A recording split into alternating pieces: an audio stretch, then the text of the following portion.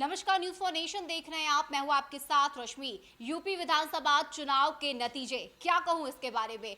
जो तस्वीरें आ रही है वो काफी ज्यादा दिलचस्प है। मजेदार जो रुझान है वो यूपी से देखने को मिल रहे हैं। ऐसे में अगर हम यूपी में जनता दल यूनाइटेड की बात करें तो पहले तो जनता दल यूनाइटेड ने बीजेपी के साथ गठबंधन करने की कोशिश की, लेकिन बीजेपी ने ये अपने दम पर चुनाव लड़ने का फैसला किया और जेडीयू को दरकिनार कर दिया। ऐसे में जेडीयू भी हार ना मानते हुए अकेले अपने दम पर पहले चुनाव लड़ने का फैसला लेती है और फिर अपने प्रत्याशियों को मैदान में भी उतारती है। ऐसे में नतीजे यूपी के अब धीरे धीरे करके साफ हो रहे हैं। दोपहर का समय हो चुका है। ऐसे में अभी जेडीयू का यूपी में क्या हालचाल है, क्या कुछ तस्वीरें यूपी से जनता दल यूनाइटेड को लेकर देखने को मिल रही है, क्योंकि सीएम नीतीश कुमार की अगर हम बात करें तो बाहुबलियों का सहारा इस बार मुख्यमंत्री नीतीश कुमार ने यूपी में लिया है। ऐसे में क्या कुछ तस्वीरें यूपी से देखने को मिल रही है ये हमें बताएंगे हमारे वरिष्ठ सहयोगी प्रियदर्शन, क्योंकि जो तस्वीरें यूपी से देखने को मिल रही है काफी ज्यादा दिलचस्प है। एक तरफ तो सीएम योगी आदित्यनाथ बहुमत के साथ इस बार यूपी में आते हुए नजर आ रहे हैं, लेकिन बात अगर हम जेडीयू की करें तो क्या हाल है जेडीयू का। बड़े दमखम के साथ अपने उम्मीदवारों को जेडीयू ने उतारे थे, क्या हुआ है?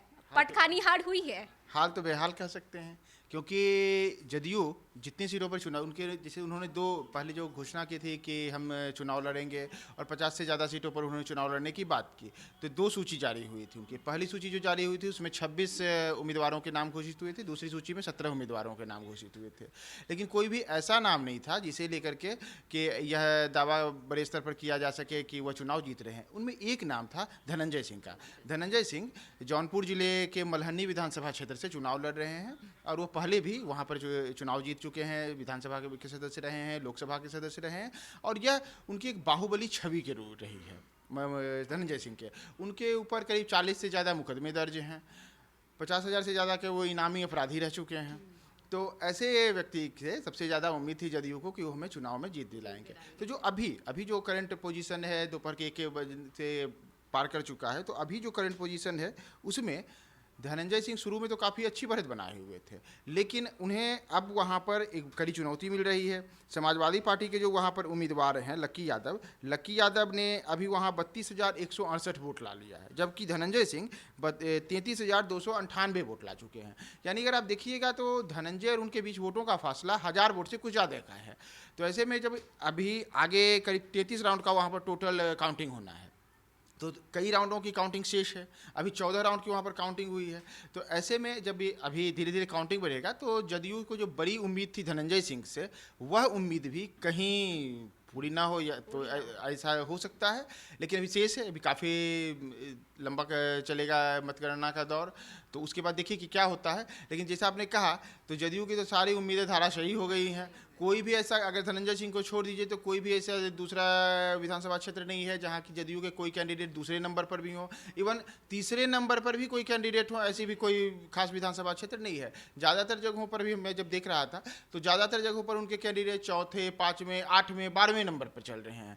यानी कि जदयू को पूरी तरीके से उत्तर प्रदेश की जनता ने नकार दिया है। और केवल धनंजय सिंह की भी बात अगर करें तो यह उनकी अपनी छवि हम कह सकते हैं, क्योंकि धनंजय सिंह, जैसा मैंने आपको बताया, कि बाहुबली रहे हैं। 2002 में उन्होंने चुनाव जीता था, उसके बाद लोकसभा सदस्य बने, तो ये उनकी एक अपनी छवि हो सकती है, जिस कारण से वो एक अच्छी कड़ा मुकाबला वो दे रहे हैं समाजवादी पार्टी के उम्मीदवार लकी यादव को। और जेडीयू की अगर हम बात करें तो यूपी में सीएम योगी आदित्यनाथ के चेहरे पर ये जो दाव है वो जेडीयू ने खेला था। लग रहा था कि अगर जिस तरह से बिहार में शराबबंदी कानून या अलग अलग जो कुछ भी योजनाएं सीएम नीतीश कुमार ने निकाले हैं उसका फायदा यूपी में सीएम नीतीश कुमार को मिलेगा और जेडीयू को वोट मिलेगा, ऐसी उम्मीद जेडीयू ने लगाई हुई थी। नहीं, ऐसी उम्मीद उन्होंने लगाई हुई थी, लेकिन न तो चुनाव प्रचार करने के लिए वहाँ पर खुद मुख्यमंत्री नीतीश कुमार गए, न तो वहाँ पे जो राष्ट्रीय अध्यक्ष हैं ललन सिंह, उनकी 1-2 सभाएं हुई।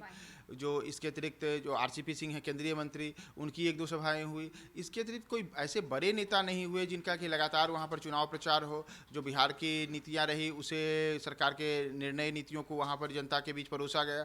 बस ये सारी बातें जो हुई वो बिहार तक ही सीमित रही, और चुनाव के पहले कई घोषणाएं होती रही कि हम ऐसा करेंगे वैसा करेंगे, लेकिन ज़मीनी स्तर पर कुछ भी ऐसा देखने को नहीं मिला। तो जनता दल यूनाइटेड यहाँ अपने आप में सीमित रही, और एकमात्र केवल जो मैंने कहा कि धनंजय सिंह है, तो धनंजय सिंह सिंह अपनी छवि के कारण, हालांकि जैसे उनका भी अगर आप देखिएगा तो 2012 और 2017 वो दोनों चुनाव विधानसभा का हार चुके हैं। ऐसे में इस चुनाव से उन्हें बड़ी उम्मीद है कि हम जीत हासिल करेंगे, लेकिन फिलहाल जो है वो करीब 1000 वोटों से मात्र आगे चल रहे हैं। अगर यह आगे जो काउंटिंग का दौर है उसमें अगर कुछ बदलता है तब तो वो जीत हासिल करेंगे धनंजय सिंह। तो यह भी मैं कह सकता हूँ कि ये अगर जीत होती है तो ये धनंजय सिंह की ज़्यादा बड़ी जीत कही जा सकती है, न कि जदयू की जीत कही जा सकती है। तो नीतीश कुमार के चाहे शराबबंदी का निर्णय हो, चाहे उनका अन्य जो समाज सुधार अभियान को लेकर के वो अलग अलग बातें करते रहते हैं, तो इन चीज़ों का कोई असर या इन चीज़ों के वहाँ पर देखने को नहीं मिल रहा है। जी, और इसका सीधा असर है कि जदयू के कोई कैंडिडेट भी वहाँ पर चुनाव में बड़ी बढ़त बनाते हुए नहीं दिख रहे हैं। तो जी ये हाँ। यूपी का हाल है, जो इस वक्त की जो रुझान है, जो तस्वीरें यूपी से देखने को मिल रही है, उसमें अभी तक जेडीयू को कोई फायदा मिलता हुआ नजर नहीं आ रहा। हालांकि बीजेपी से अलग होकर चुनावी मैदान में अकेले ही उतरने का जो निर्णय है वो जेडीयू ने लिया था, लेकिन इसके बावजूद जो अब तक के रुझान सामने आए हैं, जो तस्वीरें यूपी से देखने को मिल रही है, उसमें जेडीयू कहीं से भी नजर नहीं आ रही है। यानी कि बीजेपी के साथ यूपी चुनाव को लेकर जो मतभेद बिहार एनडीए में पैदा हुआ था, उसका असर ये है कि यूपी में भले जेडीयू चुनाव लड़ रही हो, लेकिन वहां पर जीत सीएम योगी आदित्यनाथ की होती हुई नजर आ रही है। ऐसे में आगे रुझान और भी ज्यादा क्लियर हो जाएगा, साफ हो जाएगा कि सरकार किसकी बनने जा रही है। ज्यादा अपडेट के लिए बने रहिए आप न्यूज़ फॉर नेशन के साथ। नमस्कार।